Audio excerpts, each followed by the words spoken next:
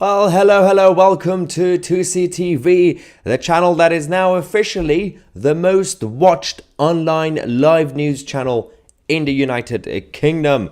Right, well, let's talk about the chaos that is the Conservative Party and the Conservative government, so-called Conservative government at this point.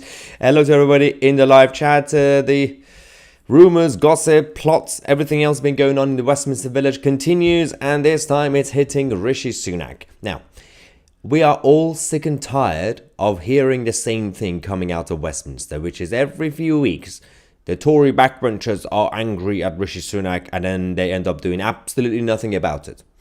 But today, following yesterday's meeting, they have had another meeting today, which is the rare situation here that we are dealing with is, of course, a lot of backbench Tory MPs simply want the party to be sorted out, to get their act together, to become united again, not just for the election, but going forward. A lot of them have been patient with Rishi Sunak. A lot of them have been extremely polite, too polite, even though some of them are really conservative leaning, some of the MPs. But having said that, tonight, the meetings that they've been having, they combined a number of groups to decide what to do when it comes to Rishi Sunak's leadership on the issue of the Rwanda plan and, of course, the border crisis, migration crisis. Let's not forget, we are talking about the Tory rebels, the actual conservative-leaning ones, who have been labelled so many things over the last few years. They've been called fascists, they've been called crazies and everything else. People like Jacob Rees-Mogg, my friends Mark Francois, many others. But these people managed to get Theresa May out last time. Now, of course, that was with the help of the pressure coming from the Brexit Party and Nigel Farage, obviously. But they in terms of the technicalities, when the ERG, the European Research Group, got together and getting the legal advice to essentially provide to Downing Street under Theresa May, saying, we can't back your plan and this is not working and this is the legal advice, you need to go, that's when she had to resign.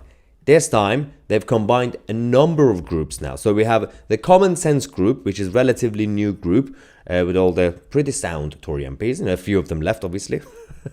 we got the traditional, the ERG, European Research Group, who is the Brexiteers group, and of course the new Conservatives that are basically a group of the new Tory MPs, mostly on the right of the party, of course. Well, yeah, they are on the right of the party. The three of these groups, they've now got together, and tonight they had another meeting to discuss, again, the legal matters when it comes to the Rwanda plan, Rishi Sunak's premiership, and everything else been going on. And this is going to be quite interesting because all these weeks that I've been reporting to you guys, we are hearing again the Tory rebels are angry, they want to do some sort of plot, blah, blah, blah, nothing happens. As we get closer to the election, there seems to be something actually building, something cooking. Even the main reason for this, by the way, do not forget, is the fact that they are now actually afraid of the rise of the Reform UK. Reform UK is doing pretty well now, better than expected. Not enough to win the election, but enough to prevent the Tories. So, Mark Francois from the ERG, one of the sound Tory MPs, said, our ERG meeting this evening, which also included members of the New Conservatives and the Common Sense group, resolved to refer the Rwanda bill to the Star Chamber of legal experts, chaired by Sir Bill Cash. Whether the bill fully respects parliamentary sovereignty with unambiguous wording, which would facilitate flights to Rwanda. So, as we said, last time they did this, now again, as we said, the Tory MPs always have plots and meetings and rebellion and all that nonsense. But the last time they did it in a serious way, they got the Star Chamber involved, was in 2019, when they essentially got the legal experts to help them kick Theresa May out. That was the final point, the trigger. So it resembles kind of those days at this point when it comes to Rishi Sunak. He doesn't really have, no one actually has any support for him at this point. There's no confidence in the House, let alone the actual even some of the cabinet members at this point. But as we said, one of the main reasons is that the Tory party are afraid of the rise of Reform UK. And the Reform UK as a party, all it needs to do is just get big enough to prevent the Tories getting a majority as a punishment. Obviously, Reform UK will help Starmer become Prime Minister, we get that. But they are saying at this point, we don't care. This is a sacrifice that we have to make. We have to make a compromise. We will make reform. We'll make Starmer Prime Minister in order to stop the Tories from staying in power. So this is getting slightly complicated for some conservative-leaning people who are not happy with the Tories, but they're not convinced by Reform UK. Some people are already choosing to do protest votes. Fair enough. They know what they're doing. They're voting Reform to anger the Tories. But some other conservative-leaning people who can't vote Tory at this point, they're still in two minds, saying, well, I can't vote Rishi, but I don't want to do a protest vote. I would vote for Reform UK or a different party if they actually give me a proper offering, something, not just obviously populist words, because even I can stand my 2C. I can say all the right things you want to hear. I would say eliminate net zero. That's easy to say, but it's always beyond that. There is also an opportunity for the future because Lee Anderson, Deputy Chairman, has come out to say that his friend Nigel Farage is a great conservative. The party would probably welcome him. Of course, because of this, tonight, Richard Tice had to do an interview speak on behalf of Nigel, saying, yeah, Nigel will not join the Tories as long as Rishi Sunak is leader. That kind of helped the cause for the pro-Nigel Farage Tories to essentially get rid of Rishi Sunak so that Nigel Farage could rejoin the party. If a leader of a political party like Reform UK, if a leader like Richard Tice comes on TV or radio and says, one of my people, Nigel Farage, would not join this other party as long as this leader is in power. So you're basically implying, as a leader, if the Tories change their leader, yeah, Nigel Farage could join them. So this is what could happen. The next battle for the Tories will be between the Liberal side, which is basically the David Cameron side, and they probably brought back David Cameron just in case there has to be some sort of a battle between the old traditional Conservative side and the new Liberal side.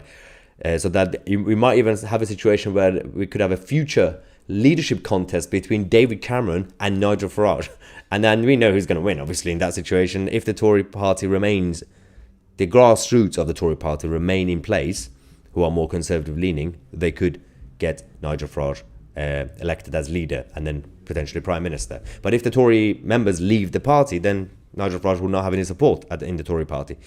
Rishi Sunak obviously also yesterday lost a key vote in the House of Commons. He's losing complete confidence, support and confidence when it comes to his leadership. This was a vote on the issue of blood infections and all the victims, of course.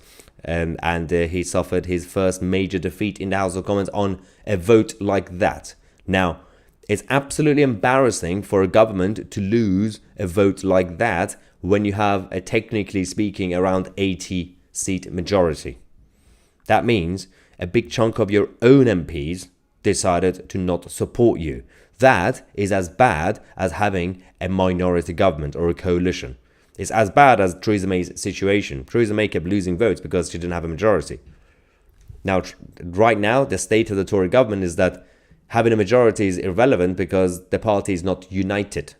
There will be some votes that the left of the party would stop the right of the party, and some votes the right of the party would stop the left. And the establishment of the Tory party literally brought Rishi Sunak in, and they replaced, obviously, Liz Truss. They kicked her out because they said Rishi Sunak could bring the party back up. I have some news for you guys, ladies and gentlemen. He's doing worse than Liz Truss. He's literally worse than a lettuce. Liz Truss's worst case scenario was at one point 63% in terms of approval rating. Obviously now the 2019 voters are saying Rishi Sunak is at 59. It's not good. These are their voters. The actual question were asked from the actual Tory voters in 2019. This is embarrassing. Now they were saying 63%, that's very low for Liz Truss. But 59 is much worse. For the actual Tory voters. It's not the country. It's your own people. That's why, of course, we have to wait and see the result of this, the outcome of this meeting. Because, of course, as Mark Francois said, they are going to the Star Chamber. And again, these legal experts are the ones who helped the ERG, the right of the party, to kick Theresa May out last time. So they are quite serious about the situation. Now, all this over the Rwanda plan, obviously.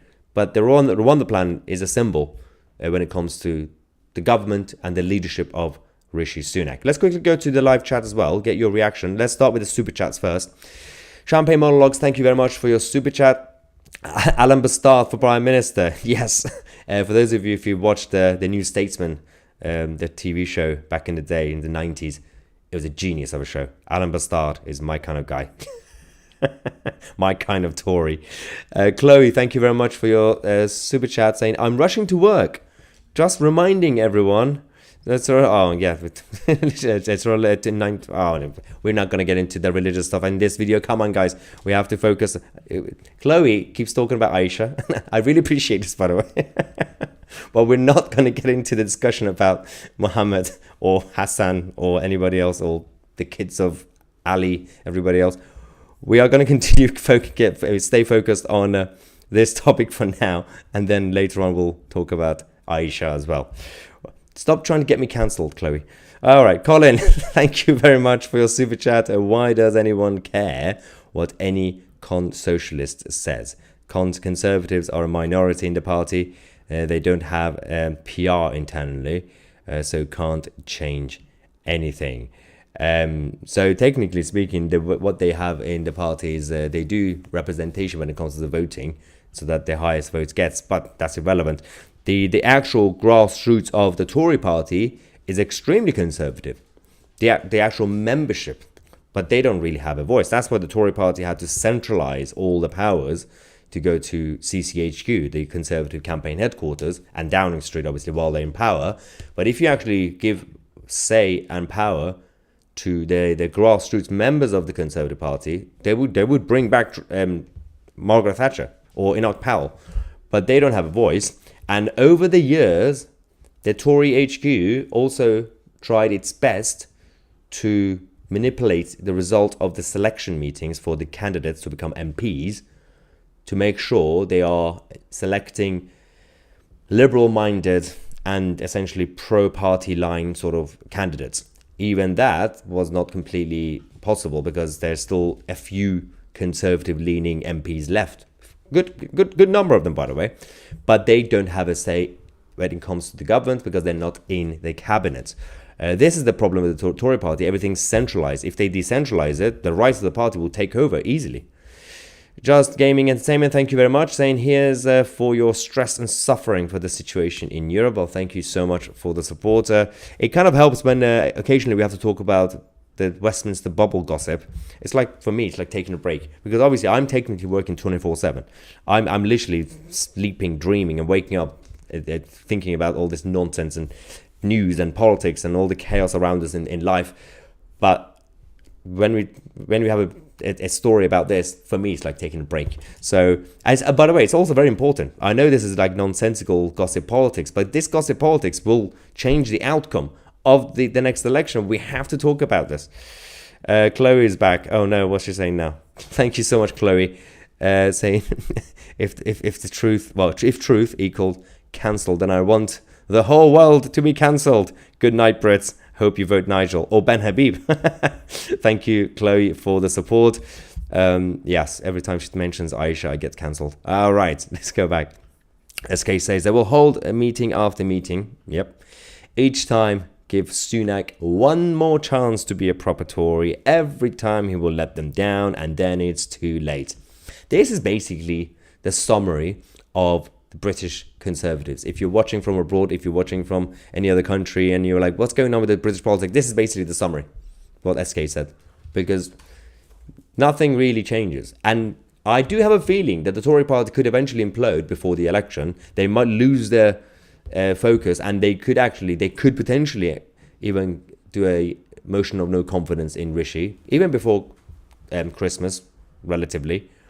But the problem is, they could have done this ages ago. They could have prevented Rishi from becoming leader in the first place. The closer you do it to the election, the less of a chance you have when it comes to uniting the party. Do not forget, most people in this country who are not following the news in a geeky way like me and you guys, they respond to a couple of things when it comes to the election times. One, do they like the face of the party leader? That really matters. There's a lot of people who vote based on that, the kind of the vibe. Can I trust this person? Can I have a beer with this person? There's other reason, the main reason, psychological reason people vote in these elections is, okay, let me think. The last few months, the last couple of years, is this party in government, are they stable? Are they in control? Regardless of policies, they could still disagree with policies, but are they strong and stable, basically? And if you're not, you'll be in trouble. For example, in 2015, David Cameron had to stand on a relatively right-wing manifesto, for David Cameron, because 2010 was very liberal.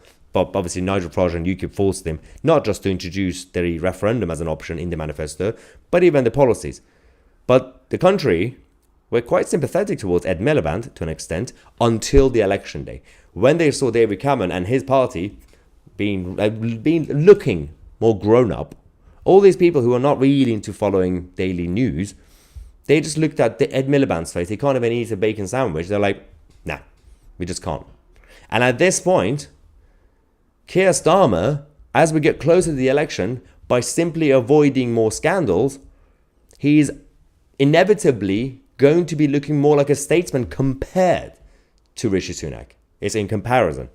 And this is a sad reality, where a lot of people have been saying, for example, there have been a lot of centrists in America who didn't like Trump and they didn't like Hillary. There was this thing that became a thing in 2016 saying, America, with all this talent, are Trump and Hillary the only best options you could have? That was what the centrists were saying in America. But now, we could say in a more genuine way about this country, this kingdom, this great kingdom, that the main two options are Sunak and Starmer. It's just completely chaotic. Anyway, let's go back to you guys as well. But as we said, the meeting tonight was combined for the first time. We had, of course, the ERG, the Brexiteers. We had the Common Sense Group, the right-leaning Tory MPs, and the New Conservatives, who are the right-leaning new Tory MPs from 2019, all got together to discuss the future, especially when it comes to the Rwanda plan. And one of the leaders in charge of this rebellion, Mark Francois, said that our ERG meeting this evening, which also included members of the New Conservatives and the Common Sense Group, resolved to refer the Rwanda bill to the Star Chamber of Legal Experts, chaired by Sir Bill Cash. Whether the bill fully respects parliamentary sovereignty with unambiguous wording, which would facilitate flights to Rwanda. For the Tory MPs, there are a couple of issues that are becoming problematic for them because it makes them fear the election. It's not just Rishi Sunak's wishy-washy leadership, but the issues are, well, it's technically one issue, the migrant crisis. The migrant crisis, you would think that net zero should be on top of that as well, but they are looking at the net zero program as a more like a long-term battle rather than immediate. They do acknowledge that the border crisis is immediate, not just in terms of the actual damage to the country and culture, but of course, when it comes to the election. So if anything is going to bring down Rishi Sunak potentially, it's going to be the migrant crisis. And in this situation, if you are a sensible politician, you would stay away from the Home Office. But James Cleverly, when they basically sacked Suella Braverman, he sacrificed himself by accepting the job as Home Secretary. That is literally the death of your career in this situation. Unless they find some sort of magical solution, this is going to be the end. Not just for Rishi Sunak and his future, but even for people like James Cleverly. I cannot imagine the Tories losing the election because of this crisis, and then in the future, someone like James Cleverly stands for leadership again, saying, I want to be leader, I want to unite the party. It's going to be very difficult. You do not join the Home Office when there's a crisis. It's literally a sinking ship.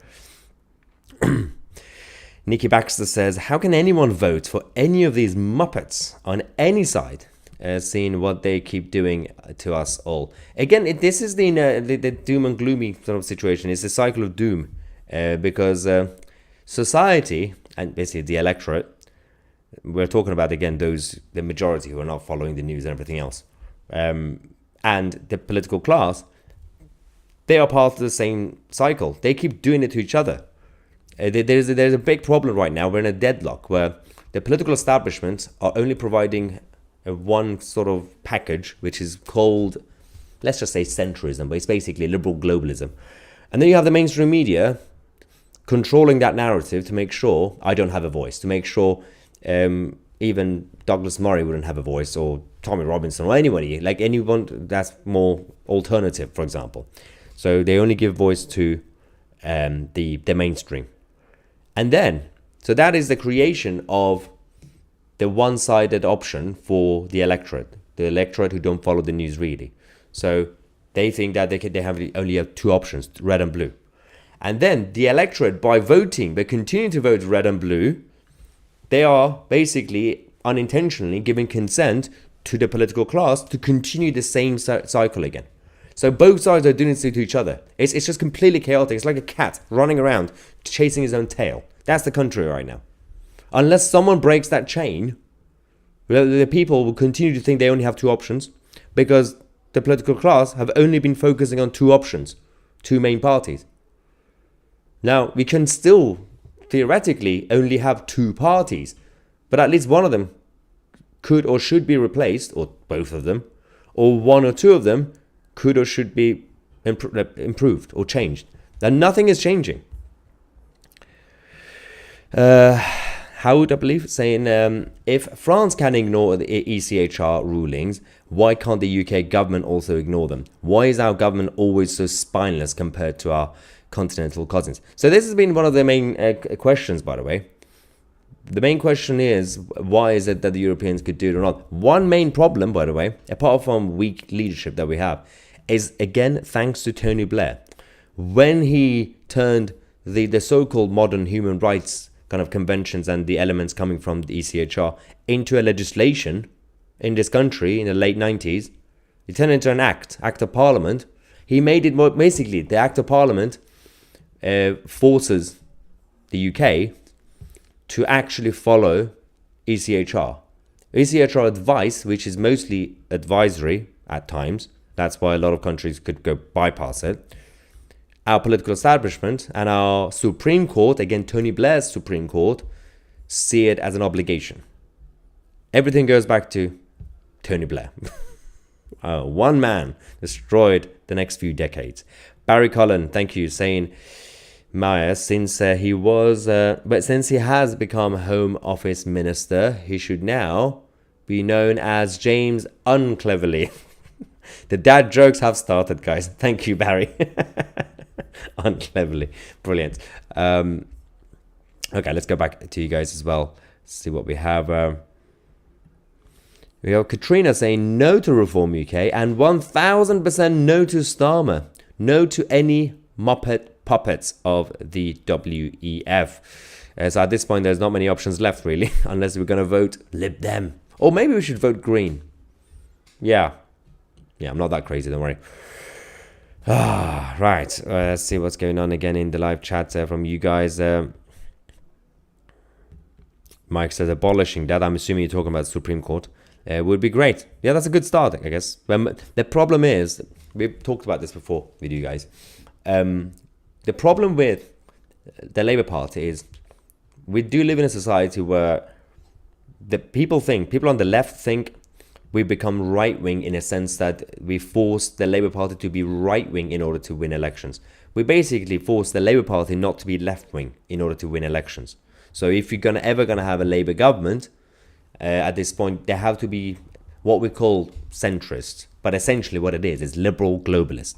So the problem with that, a liberal globalist Labour Party, which is very progressive, which is very proactive in making policies, rather than a reactionary conservative government, is that they might not introduce instantly damaging socialist policies that could completely destroy the economy. They might not do that, but they do something worse or something as bad differently.